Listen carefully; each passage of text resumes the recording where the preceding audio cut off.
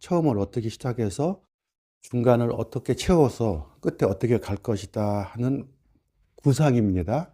큰 뼈대를 잡아서 단어 몇 개씩만 늘어나 가지고 이런 식으로 출발을 해서 이렇게 중간을 채워서 이렇게 가야 되겠다 하는 구상만 해 보십시오 했는데 계속 문장을 계속 채워 나가더라고요. 그런데 구상되지 않은 상태에서 첫 줄을 시작하게 하면 서론이 장황해지죠. 글 첫머리가. 그래서 뭔가 막 운명교양곡 마냥 짜자자잔 하고 시작하고 싶어서 썼는데 몇 줄만 쓰면 그 다음에 중간을 채워야 할 것들이 뭘 쓰지? 이렇게 돼버리는 거예요. 그래서 큰 뼈대를 잡는 것이 굉장히 중요하다 해서 처음에 중간에 마지막을 어떻게 큰 뼈대를 잡을 건지 단어 몇 개만 메모를 해 보십시오. 이렇게 말씀을 드렸는데 계속 문장을 쓰려고 하시더라고요. 그래서 아, 조급하시구나. 이런 생각이 들었는데, 그래서 이번 시간에 다시 한번 큰 뼈대를 잡는 게 얼마나 중요한가 하는 것을 강조하려고 제가 교재를 만들어 온 거거든요. 그림의 비유를 해볼게요. 그림을 그리는데 두 어린이에게, A라는 어린이에게 B라는 어린이에게 그림을 주었어요. 그랬더니 어떤 어린이는 일단 백지에 A라는 어린이는 이렇게 해놓고요.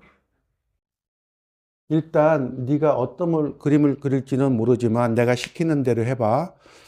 얼굴을 그릴 거거든. 그런데 동그라미를 일단 하나 그려봐. 얼굴을 그릴 거니까. 그러면 어떤 어린이는 이렇게 동그라미를 그리는데 되게 이렇게 그렸고요. 어떤 어린이는 물어봐요. 얼굴만 그릴 거예요? 그렇지. 얼굴만 그릴 거야. 그러면은요. A라는 아이가 그림을 잘 그릴 것 같아요. B라는 아이가 그림을 잘 그릴 것 같아요. 얼굴만 그린다고 했는데. 예. 그러면요. 코, 눈, 입, 귀 다 세세하게 그리지 않아도 이미 B가 잘 그릴 것이다.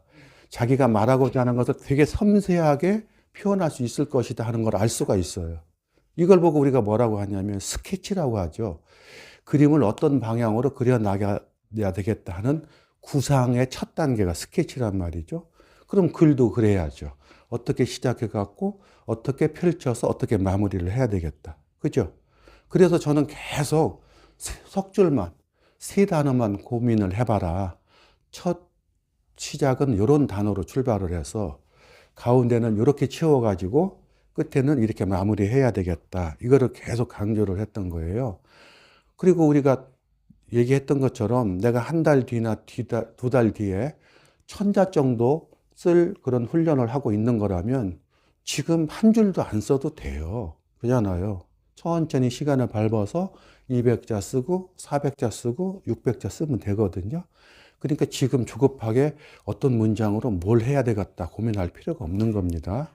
그래서 처음 석 줄, 서론에 어떤 한 줄로 출발할 것인지 그 한 줄도 부담스러우면 단어만 쓰면 됩니다. 단어. 그 다음에 두 번째 어떤 단어로 살을 불려서 양을 채워야겠다. 그 다음에 마지막에 어떤 단어로 마무리해야 되겠다. 이 세 개만 잡는 거거든요. 그래서 그 선생님들한테 나눠드리는 것이 처음, 가운데, 끝이에요. 널찍널찍하게 띄워놨잖아요. 예. 한 줄 한 줄 쓰고서 그 밑에다가 어떤 문장으로 채울 것인가 고민해야 할 공간이 필요하니까 널찍널찍하게 띄워놨거든요. 이해가 되시죠? 근데 지난번에 석줄 쓰라니까 다 붙여놔가지고 이제 뭐 한 문장만 보태려면 막 살표를 해가지고 저쪽에다가 갖다 써서 끌어다 붙이고 그러니까 이제 복잡해져요. 그래서 항상 글 공부할 때 이렇게 큼직큼직하게 띄워 놓으시면 됩니다. 제일 마지막을 내가 유튜브 동영상을 보는 것은 뭐 긍정적이다, 좋다, 뭐 바람직하다 이렇게 끝날 거예요. 그렇다면 첫머리는 어떻게 출발하면 좋겠습니까? 뒤집으면 쉽다고 그랬죠. 요즘, 최근에, 얼마 전 이런 일이 있었다. 유튜브 동영상 때문에. 자, 긍정적인 내용을 쓰는 게 더 자극적일까요? 부정적인 내용을 쓰는 게 더 자극적일까요? 네. 그래서 유튜브 때문에 문제가 많았다. 이게 이제 첫 줄이 되겠죠.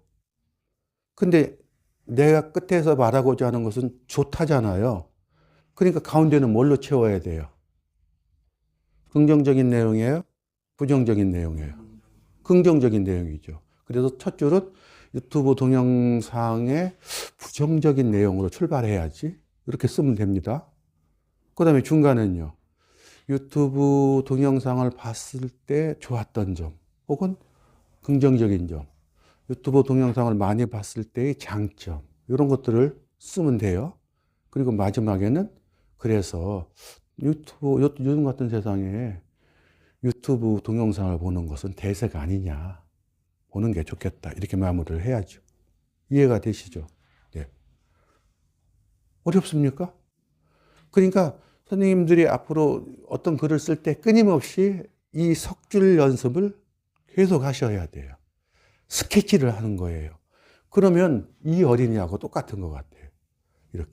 이렇게 해서 이렇게 하겠다는 큰 틀을 잡아놨으니까 그 큰 틀을 안 잡아놓으면 일단 출발을 해놓고 이 좁은 데다가 얼굴을 그리려니까 답답하고, 그 다음에 다 채워놔도 이 빈 부분을 어떻게 해야 할지 고민스럽고 이렇게 되는 거죠. 그래서 글쓰기에서 큰 뼈대를 잡는 것은 굉장히 중요해요. 만약에 원고 청탁을 받았는데 600자로 받았어요. 그러면 우리 간단하게 계산하면 되죠. 몇 문장쯤 될까요? 600 나누기 40. 40 배웠죠? 그러면은 15문장이에요. 15문장이면, 처음을 몇 문장으로 출발할까? 가운데를 몇 문장으로 채울까? 마지막을 몇 문장으로 마무리할까를 고민하면 되죠. 만약에 15문장을 처음과 그 다음에 중간과 끝이다. 이렇게 나눴는데 여기다가 한 15문장이니까요. 한 3문장 정도. 그 다음에 여기다가 한 8문장 정도. 여기다 4문장 정도. 이렇게 하면 15문장이 되죠. 근데 8문장 채우는 건 그게 어렵지 않은데, 만약에 난 8문장 채우는 게 좀 힘들더라고. 그러면은 이걸 다시 둘로 쪼개서 4문장, 4문장. 왜 쪼갰을까요? 아까 동영상을 봤더니 이런 좋은 점이 있던데? 그런데 말이야, 언젠가 이런 일도 있어서 해서 구체적인 사례를 둘로 나누면 쓰기가 훨씬 편하죠.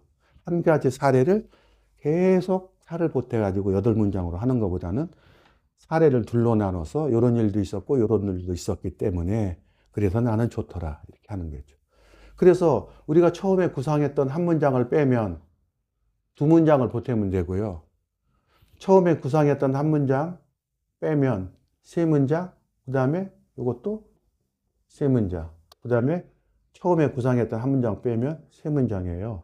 그래서 앞으로 내가 600자 글은 15문장으로 정리를 하되 이런 식으로 출발하는데 요거를 알아듣기 쉽게 좀 더 설명하는데 2문장이 필요한 것 뿐이고, 그 다음에 이런 긍정적인 측면을 2개를 거론을 해서 설명하는데 3문장, 3문장을 보태는 것 뿐이며, 그 다음에 마무리를 3문장을 더 보태서 마무리할 것이다. 이러면 끝나는 거죠. 그래서 글쓰기가 굉장히 쉬워요. 만약에 이게 15문장이 아니라 뭐 30문장이다. 2배가 늘어나잖아요. 그러면 1200자 쓰는 거예요. 그러면은 설명하는 문장이 더 늘어나는 것 뿐이에요. 큰 뼈대는 같고. 그러니까 2문장으로 출발하는 것보다 여기에 3문장, 4문장, 5문장이 보태지면 얼마나 풍성하게 시작하겠어요. 그 다음에 얼마나 풍성하게 내가 장점들을 설명하겠습니까?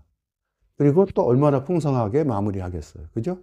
그래서 큰 뼈대는 같아요.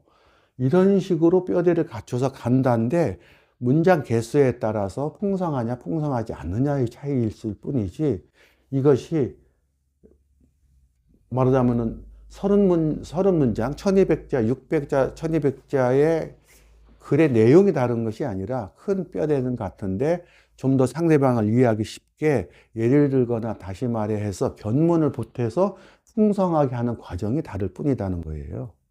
이해가 되시죠? 그래서 앞으로 무슨 글을 쓰라고 하면 어떻게 시작해서 어떻게 끌고 나가서 어떻게 마무리해야 되겠다. 석 줄만 딱 머릿속에 집어넣으면 글을 쓰는 겁니다. 그러면 지금 여기 계신 분들한테는 제가 종이를 나눠줬지만 워드 프로세서나 혹은 스마트폰으로 글을 쓸 때 세 단어만 쓰면 되겠네요. 화면에다가 요런 단어, 요런 단어, 요런 단어 쓰고 그 위에 단어 좀 설명하다가 생각 잘 안 나. 요 끄트머리는 요런 식으로 살을 보태야지 하고 보태다가 맞아 참. 요거는 요런 식으로 보태면 되겠네 갖고 좀 보태고요. 가서 물 마시고 커피 한잔 하시고 바람 싹 쐬고 와가지고 좋은 생각 났다 해가지고 요 가운데를 또 이런 식으로 살을 더 보태야지 해가지고 지금은요 글쓰기가 더 좋아요. 그리고 한참 썼는데 굳이 이런 문장이 여기 있을 필요가 있을까 하면은요 블럭 설정해가지고 잘라서 다른 데다 붙여버리면 되잖아요. 그래서 저는요 옛날에 원고지 글 쓰는 세대가 아닙니다. 저도 워드 프로세서 글을 쓰기 시작했는데요 얼마든지 써요. 쓰고 나서 읽어보고요. 그 다음에 보내기 전에 또 읽어보고. 그 대신 책으로 만들 글이라면 반드시 프린터로 뽑아봤어요. 그래서 화면으로 보는 느낌하고 종이에 인쇄되었을 때의 느낌이 또 다르더라고요. 그래서 프린터로 뽑아가지고 쭉 읽어보면 위에서부터 아래까지 슬슬 읽혀 내려가면 보내고요. 이거 끌적지근한데 하면은 바꾼다던가 보탠다던가 이런 식으로 했습니다. 그래서 요즘은 스마트폰이나 컴퓨터 워드로 글을 쓰는 세상이라 훨씬 쉽습니다. 석 줄만 잡으면 문장을 보태는 것은 옛날보다도 훨씬 쉽다는 거죠. 이렇게요. 첫 문제는 제가 설명을 했으니까 이제 두 번째 문제를 이제 선생님들이 이제 한번 해보시는 거예요. 유튜브 동영상을 보는 것은 좋다 해가지고요. 긍정적인 측면을 던지면서 본론을 채우고 그리고 결론을 내릴 거예요. 그러니까 아까는 제일 끝에 썼던 문장을 지금은 제일 첫머리다가 옮겼거든요. 뼈대의 중요성에 대해서 지금 말씀드리려고 해요. 만약에 그런 것을 첫 문장으로 내놨다. 유튜브 동영상을 보는 것이 좋다는 사람들이 많더라. 최근 유튜브 동영상을 많이 보더라 해가지고 서론을 출발을 할 거예요. 그러면 어떻게 본론을 채워서 어떻게 결론으로 가겠구나 하는 것을 한번 구상해 보세요.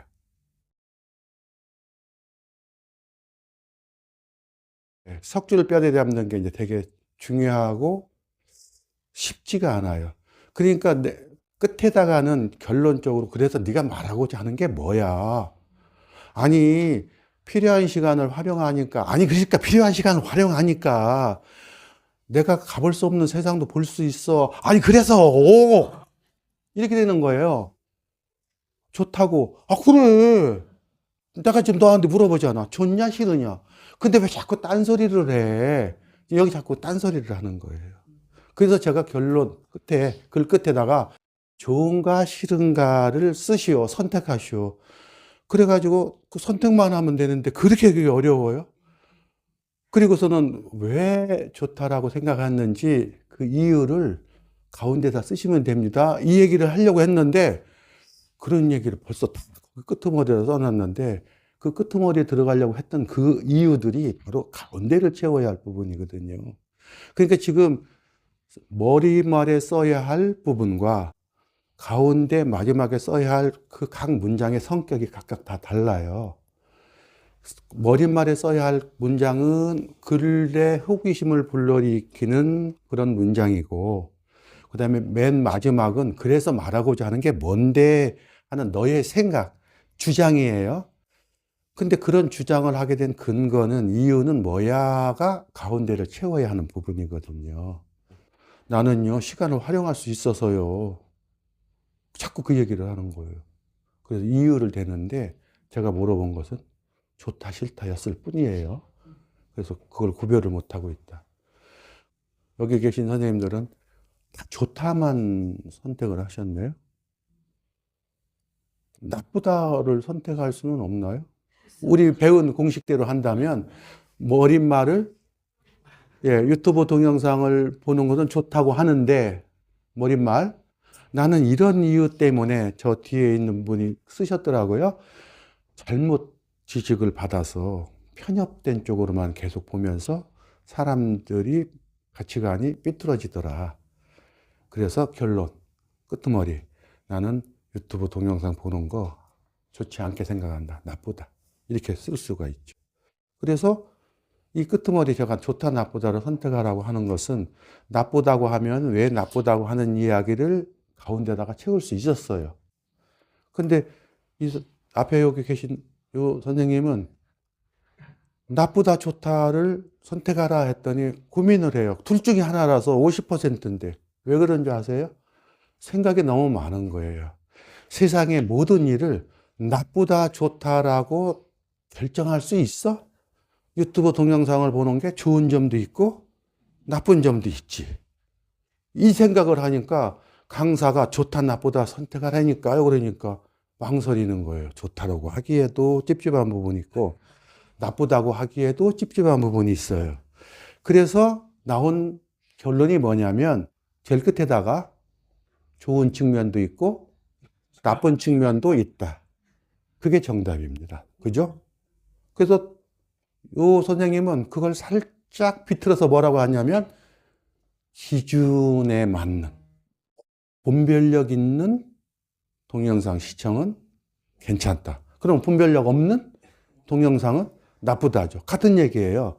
좋을 수도 있고 나쁠 수도 있고. 그래서 제가 아까 처음에 뭐라고 말씀드렸냐면 이렇게 문장을 던져놓으면 다양한 결론이 가능하다. 결론을 정해놓으면 위에 써야 할 방향이 정해져 있어요. 어떻게 다른 데로 눈을 돌릴 수가 없어요. 근데 이렇게 시작할 거다 하면은 수많은 선택지가 있죠. 물론 세 가지죠. 하나는 찬성, 하나는 반대, 하나는 찬성, 반대 다 그럴 측면이 있다. 이제 우리가 그걸 뭐 어려운 말로 양비론, 양시론을 해요. 너도 맞고, 너도 맞아. 너도 잘못됐고, 너도 잘못됐어. 양시론, 양비론이라고 해요. 그게 정답이죠, 뭐. 어떻게 좋다, 나쁘다 할 수가 있어요? 모든 게 긍정적인 측면과 부정적인 측면이 있죠. 그죠? 글 끝을 정하면, 선생님, 그러니까 글 끝을 정하는 게 제일 쉽죠? 어떤 식으로 내가 글을 마무리할 거다 하면 위에가 착착착착 나오니까요. 근데 제가 일부러 다양한 생각을 해보라고 이런 문장으로 시작하면 어떻게 펼칠 수 있을까요? 해가지고 말씀을 드렸는데 세 가지의 방식이 있습니다. 같은 방향으로 가는 방식. 그래서 유튜브 동영상을 보는 것은 좋다라는 방식이 있었고요. 그 다음에 처음에 그렇게 좋다라고 했으니까 나는 가운데다가 유튜브 동영상을 봤을 때의 부정적인 측면을 강조해서 끝에다가 나쁘다고 해야지 이렇게 됩니다. 그 다음에 이 앞에 선생님이 양비론이라고 그랬죠. 긍정적인 측면도 있고 부정적인 측면이 있다. 그런 이야기를 하려면 가운데를 어떻게 채워야 할까요?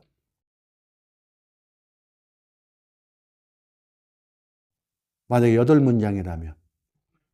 그렇죠.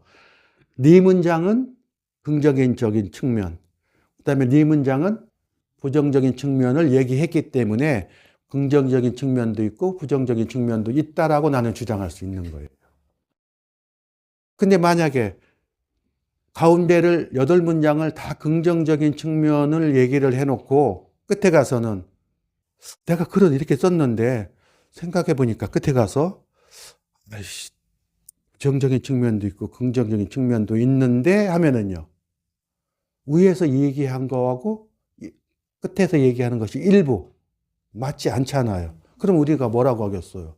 실컷 좋다는 얘기 해놓고 끄트머리 가서 슬그머니 꼬리를 내려서 아이 뭐 좋은 면도 있고 나쁜 면도 있지 뭐 얘기가 왜 나와? 이렇게 하겠죠. 그러니까 너는 말을 하는데 글을 쓰는데 제대로 끝을 못 맺어. 그냥 나중에 가는 적당히 마무리하고 세상하고 적당히 타협해가지고 그냥 좋은 게 좋다로 끝나버려. 이렇게 소리를 듣겠죠. 그죠? 그래서 글 쓸 때 혹은 말할 때 내가 이런 측면에서 강조했으면 그대로 얘기하면 일관성이 있는 거고요. 이런 얘기를 했는데 그때 가서 딴소리를 하면 결국 횡설수설한 사람이 돼버리는 거죠. 석줄 뼈대 쓰기가 간단한 것 같지만 굉장히 중요하다는 이유를 아시겠죠.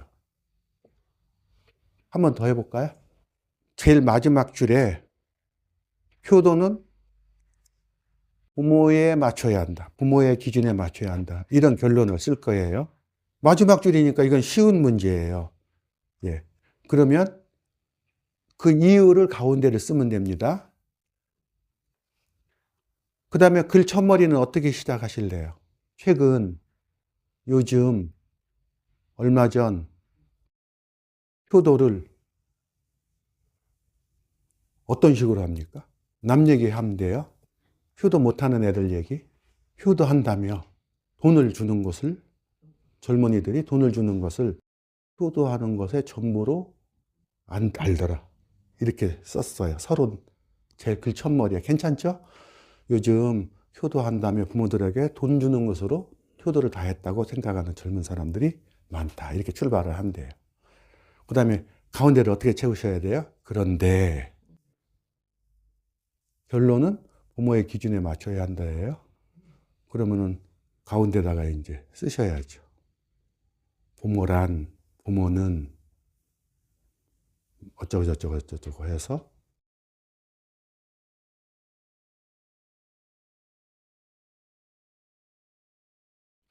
석줄을 쓰는데 처음 첫머리를 잡아주고 여기 계신 분들한테 가운데 한 줄과 마지막 한 줄을 쓰라니까 가운데 써야 할 말인지 마지막에 써야 할 말인지를 모르시는 분들이 많았어요.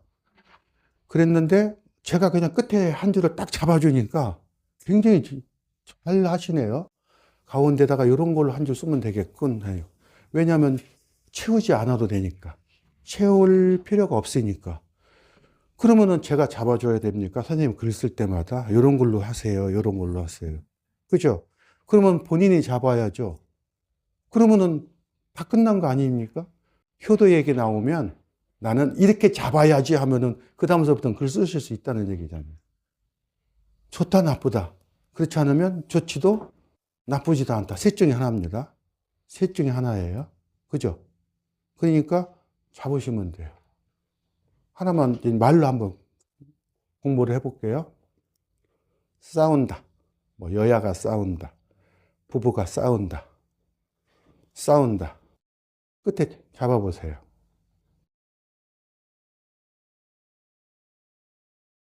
지기 싫다. 지기 싫다. 이렇게, 예. 선생님 생각을 얘기하는 것이 아니라 싸움에 대해서 싸운다. 그러면은 셋 중에 하나라고 했잖아요. 싸워야 한다. 싸우지 말아야 한다. 싸울 때 필요도 있고 때로는 싸워서는 안 된 경우도 있고. 셋 중에 하나만 잡으면 글 쓰는 거 아닙니까? 제가 얘기하는 거는 제일 끝에다가 어떤 걸 내가 주장할 거냐는 거예요. 그걸 정하라는 거거든요. 그리고 기회를 드릴게요. 싸워야 한다를 왜 싸우려고 하지? 할 때 가운데다가 지고 싶지 않다. 이겨야 우리 사회에는 모든 것을 얻을 수 있다. 이런 이야기를 쓸 기회를 준다니까요. 그러니까 끝에다가 한 줄만 어떻게 쓸 것만 결정을 하라는 거예요. 그래서 선생님 앞으로 글 쓸 때요. 끝에 뭐 한 줄만 잡으면 그 다음에는 글이 술술 되는 거예요. 근데 그 끝을 못 잡으시네요. 대체로 보니까. 근데 그게 어려울 게 뭐 있어요. 셋 중에 하나인데. 셋 중에 하나. 간단하잖아. 끝에다가 사람을 함부로 무시해서는 안 된다. 사람을 함부로 무시해야 된다. 이거는 안 될 건데요. 그 다음에 때로는 무시할 수도 있고 또 무시해서는 안 될 때도 있다. 무시할 때도 있고 존중해야 할 때도 있다. 이거는 셋 중에 하나가 아니네요. 아무리 우리가 개방된 사회라도 사람을 함부로 무시해서는 좋다라고 할 수가 없는 거죠. 옛날에 같으면은 그게 가능하겠죠. 고려시대나 조선시대 때 같으면. 그러니까 사람을 어떻게 대접할까? 그럼 선생님 잡으시면 됩니다. 나는 누가 뭐래도 그래도 물론 뭐 안 그럴 때도 있겠지만 그래도 나는 그냥 사람은 존중받아야 해. 무시해서는 안 돼. 나는 그냥 이 길로 갈 거야. 이런 사람도 있고 좀 마음이 약한 사람은 다 그렇게 하면 사람을 바보로 알아요. 그래서 대체로 사람들은 존중을 해줘야 되지만 때로는 나한테 함부로 하는 사람한테는 나도 무시해도 돼. 나 이렇게 쓸 거야. 이렇게 둘 중에 하나만 쓰면 되잖아. 됐죠? 그러면은요, 또 말로 해봅시다. 사람을 무시해서는 안 된다. 혹은 존중해야 한다. 라고 하면 가운데 뭘로 채우실 거예요? 가운데? 머리 채우는 건 했잖아요. 무시해서는 안 된다 하니까 요즘 무시하는 경향이 있더라. 요즘 사람을 존중하지 않더라. 이렇게 쓰면 돼요. 그리고 머리 출발하는 건 다 배웠어요. 가운데 뭘로 채우실 거예요? 사람을 무시해서는 안 된다 했으니까 무시했을 때의 문제점에 대해서 가운데로 채우면 되죠. 그죠? 사람을 존중해야 한다라고 만약에 무시해서는 안 된다를 좀 부드럽게 바꿔서 이웃 사람을 존중해야 한다라고 하면 가운데는 뭘로 채우면 되죠? 사람을 배려했을 때, 존중했을 때의 좋은 점. 이제 척척 이제 답이 나오시네요. 됐죠? 그런데 우리 양비론, 양시론이 있었죠. 대체로는 존중해야 하지만 때로는 무시해도 될 사람도 있어라고 한다면 가운데를 어떻게 채워야 돼요? 대체로 존중했을 때의 좋은 점과 함부로 무시해야만 할 수밖에 없는 이유, 이걸 두 개를 써줘야 결론에 가서 때로는 무시해도 돼라는 결론이 가능하죠. 이해가 되죠? 그러니까 끝에 한 줄 글에 나가야 할 방향을 잡는다는 게 굉장히 중요하군요. 그것만 잡으면 그 위에가 저절로 결정이 되니까. 이해가 되시죠?